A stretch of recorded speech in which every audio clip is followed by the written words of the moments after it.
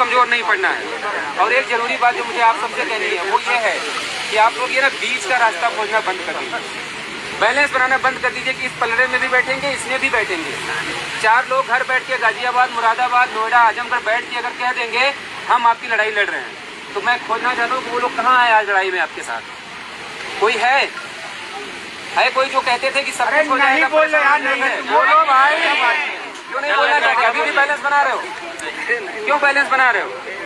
आपके 46,000 की नौकरी आपके परिवार के सपनों से बढ़ के हैं वो लोग। मैं कह रहा हूँ, मेरे लिए लोग कहते थे ना कि मैंने एक अमेंडमेंट फाइल किया है कि 68 की लिस्ट क्वेश्चन की जाए। मैं सबके सामने खड़ा होकर इस बात को बोल रहा हूँ कि वो लोग सामने आए। मैं बताना चाहता हूँ मैंने अमेंडमेंट क्यों फाइल किया, क्योंकि मुझे इसकी गंभीरता पता थी, मुझे ये चालाकी आती है। मुझे पता था कि जिस लिस्ट को 10 महीने लड़के हम लोग ले आए हैं, कम से कम अपनी तरफ से एक ऐसा प्लान करके रखेंगे कि कोई भी इस लिस्ट के खिलाफ कुछ लेके आए तो सबसे पहले हमें और अमरेन को या जो टीम के लोग हैं उनकी जो अमेंडमेंट फाइल होगी सबसे पहले उस पर सुनवाई होगी। अगर मैं गलत हूँ तो आज वो लोग क्यों नहीं आकर आपके सामने खड़े होंगे? सोशल मीडिया पे शेयर बनना बहुत आसान है, सोशल मीडिया पे कुछ भी लिख देना बहुत आसान है, लेकिन भीड़ के सामने सबके सामने खड़े होकर खुलेआम चुनौती स्वीकार करना और उससे आगे बढ़ना, ये दो अलग अलग बातें हैं।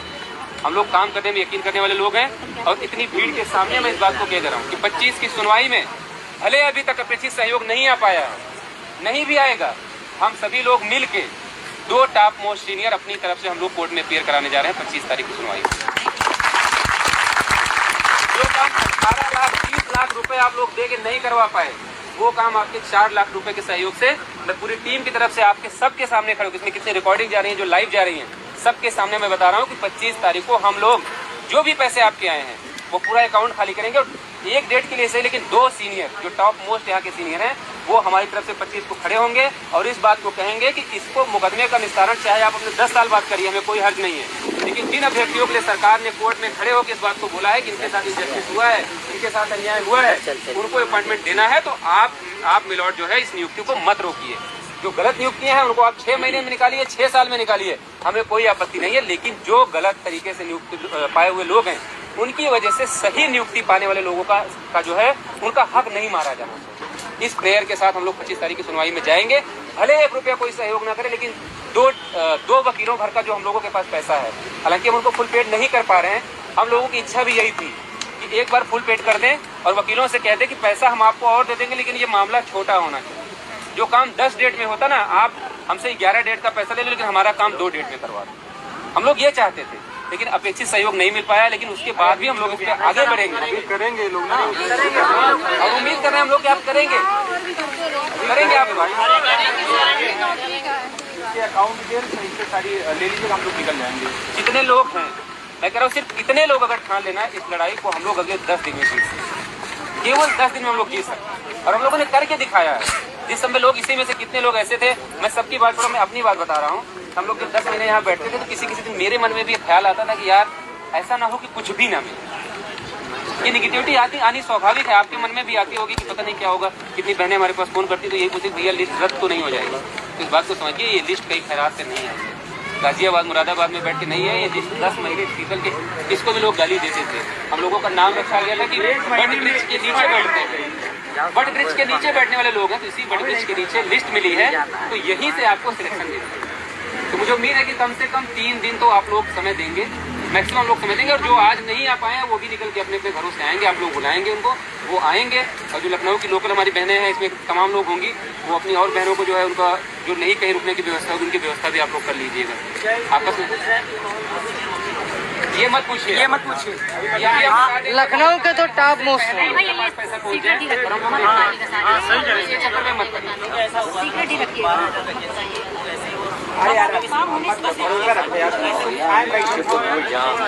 अरे आपको 24 को शाम तक पता भी चल जाएगा, परेशान मत।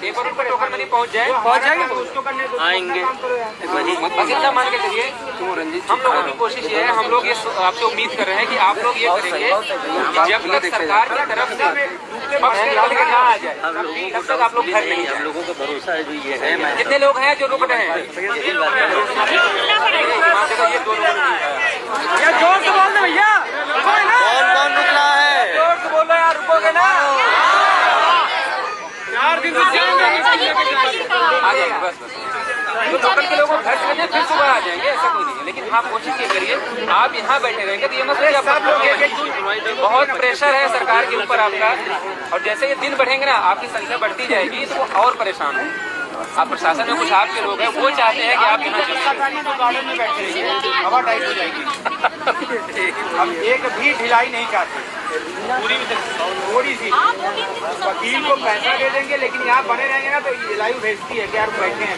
भीड़ बढ़ रही है, वो नंबर्स बताते हैं कि आज 100 थे, 200 हो रहे हैं, 500 हो रहे, कल ऐसा हो जाएगी। फिर जैसे एक बार आपने याद देखा होगा कि बहुत भीड़ इकट्ठा हो गई थी यहाँ पे, तो पूरा लखनऊ में ऐसा लग रहा था कि जैसे विदेशी आक्रमण हो गया हो। कितनी फोर्स बाहर लगी थी, वाटर कैनन से लेके हमको तो लग रहा है कि तोप वोप लगा दी जाएगी बाहर, कितनी व्यवस्था की थी बाबा जी ने। हाँ, तो जेल वेल में डालने की धमकी दी जा रही थी। कोशिश ये करिए कि 2-3 दिन का समय निकालिए, सब लोग रुक जाएंगे तो नियुक्ति पत्र लेकर जाएंगे, और अगर चले जाएंगे तो बस इतना ही होगा कि जैसे हम लोग 10 महीने संघर्ष किए, थोड़ा सा संघर्ष लंबा खींचना पड़ेगा इतना, लेकिन नुकसान सबका है। हर महीने 46,000 का नुकसान हो रहा है, और उससे भी बड़ी पड़ोस वालों के ताने सुनने पड़ रहे हैं। कितने लोग तो कह रहे हैं कि फर्जी लिस्ट ये लोग अपनी मर्जी से निकलवा लीजिए, मानने को तैयार नहीं है। मेरा पड़ोसी था, मैं एक दिन सो रहा था, सुबह आके मुझको उठाया, करा यार खुशियाँ हमारे घर आती हैं लौट जाती है। हमने कहा क्या हो गया, हमने सोचा उसके घर कोई समस्या आ गई। उसने कहा कि यार बताओ आप लोगों की लिस्ट आई थी, रद्द हो गई। हमने कहा कौन बताया, फिर आज पेपर में आया है। तो हम उसको देख के ये महसूस करना चाहते थे कि ये खुशी है कि तकलीफ है। तो तकलीफ तो कहीं से नहीं दिखी, तो लग रहा था कि वो सिर्फ आया था इसलिए कि मुझे तकलीफ दे सके। होता होगा, उन सबसे बचना है। कम से कम 3 दिन आप लोग समय निकालिए। अभी 4 बजे हम लोग मंत्री जी के पास जाएंगे, दोबारा अधिकारियों के पास मंत्री जी से फोन करवाएंगे और उनसे कहेंगे कि डबल एजी और एक प्राइवेट काउंसिल ये खड़े हों और कोर्ट में अपना पक्ष, पहले हम लोग अपने वकीलों को नहीं रखने देंगे, पहले सरकार का पक्ष पूरा रख दिया जाए। सरकार ये कहते हैं कि एनी हाउ हम इनकी नियुक्ति करना चाहते हैं, ये हमारा पक्ष है कि जो गलत लोग नियुक्त हैं उनके लिए 2 महीने 3 महीने में हम निर्णय लेंगे, लेकिन इनको नियुक्ति करने का आप फाउंडेशन हटा दीजिए। ये हमारे निन्नू यादव जी हैं और हमारे कुछ भले आजमगढ़ से एप्लीकेशन फाइल करके चले आए हैं कि स्टे हटा दीजिए, जबकि कहीं प्रक्रिया पे स्टे डबल बेंच चले गए, पता नहीं कौन सा ज्ञान दे दिया उनको। बताओ, वो इतने बड़े हो गए, स्टेट से बड़े हो गए, डबल बेंच उनको राहत दे देगी, सिंगल बेंच में लंबित मुकदमा है। तभी में हमारे कुछ भाई थे वो हमसे पूछ रहे थे, हम लोग स्टेट के पीछे खड़े होना चाहिए, बस कुदुक के साला पहले आगे पहुंच गए।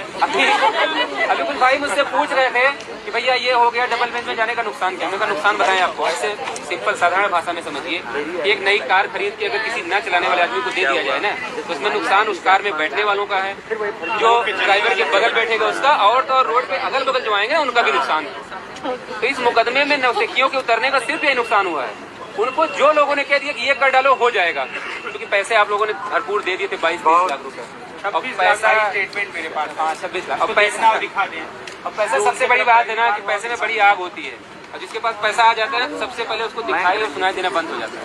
तो हम लोग कहते रहे, उनको समझाते रहे बार बार, वकील मत बदलो, वकील मत बदलो, लेकिन उनको कोई होश नहीं था, क्योंकि उनको इस बात का घमंड था कि इतने पैसे हमारे पास आ गए हैं, एक झटके में अगर 26 का आधा भी 13 आ गया तो 1-2 साल अगर चलता रहेगा मुकदमा, क्या नुकसान है आपका। मुझे 10 लाख रुपए मिल जाए तो मैं क्यों चाहूंगा 6 महीने में आपकी ज्वाइनिंग हो जाए। 6 महीने में साल भर, 6 महीने में आपसे अगर 100 रुपये भी लूंगा तभी तो मेरा ब्याज बढ़ता जाएगा 10 लाख 13 लाख रुपए का। इसलिए आप इस बात को समझिए कि 23 तारीख तक तो कम से कम आप लोग ठान के चलिए कि आज 20 है, 21, 22, 23 तक सरकार का रूप बिल्कुल साफ हो जाएगा। कोशिश हम लोगों की है कि 4 बजे जब मंत्री जी की मीटिंग हो तो उसमें पूरी बातें स्पष्ट हो जाएं, लेकिन कम से कम 3 दिन आप लोग सोच के बैठिए कि आपको 3 दिन इको गार्डन में समय देना है। और सिर्फ इको गार्डन में नहीं बैठना है, अगर आज मंत्री जी की तरफ से कोई सकारात्मक पहल नहीं हुई, सामने बात नहीं की उन्होंने, तो कल ये टोली फिर निकलेगी। फिर अब ये मंत्री जी क्या नहीं जाएगी, फिर सीधे मुख्यमंत्री हम लोग मुख्यमंत्री आवास के बाहर बैठे थे, तो यहाँ के लखनऊ के प्रशासन के लोग उन्होंने कहा कि 39 मिनट तो आज तक मुख्यमंत्री आवास के बाहर कोई नहीं बैठ पाए। सपा के लोग नहीं बैठ पाए, बसपा के लोग नहीं बैठ पाए, और तो और छोड़ो ये भाजपा के लोग नहीं बैठ पाए। जब वो नहीं बैठ पाए तो आप लोग 39 मिनट वहाँ संघर्ष, तो ये सब विमति लोग हैं, और तो और ये सब अब मास्टर लोग, अध्यापक। किसी को संदेह है कि अभी कोई टीचर नहीं है? है तो नहीं ना, सब नहीं कर रही। अध्यापक है तो भाई ठान लीजिए, आप जिस दिन चाहेंगे उस दिन प्रलय आ जाएगी लखनऊ में, तो वो उसके लिए तैयार रहिए। हम लोग मंत्री जी से अगर मीटिंग सब कुछ सही रहेगा तो हम लोग आपको अपडेट करेंगे, नहीं रहेगा तो कल सारे लोग मुख्यमंत्री आवास पे दोबारा पहुंचेंगे, और सिर्फ एक डिमांड होगी कि बगैर मुख्यमंत्री से मिले। ठीक है, बस इतनी बात मुझे कहनी थी, और उम्मीद है कि सभी लोग रुकेंगे और हम लोग जो भी मीटिंग होगी उसके बाद आपके साथ दोबारा करेंगे। ठीक है,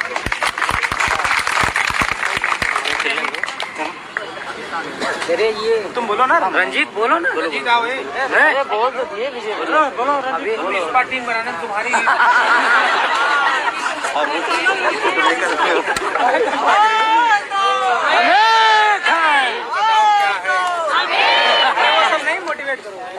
रंजीत भाई कुछ बोलो मोटिवेट। अरे हंसी मजाक कभी कर लिया। हाँ यार, कहानी आपको बताए रंजीत भाई, बोलिए। देखिए जैसा कि अमरन भाई ने विजय भाई ने सब कुछ बता ही दिया, ठीक है।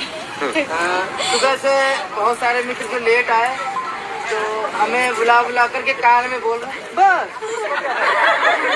हो गया। तो हमने कहा ये बताओ मंत्री जी क्या गोला दाग दे।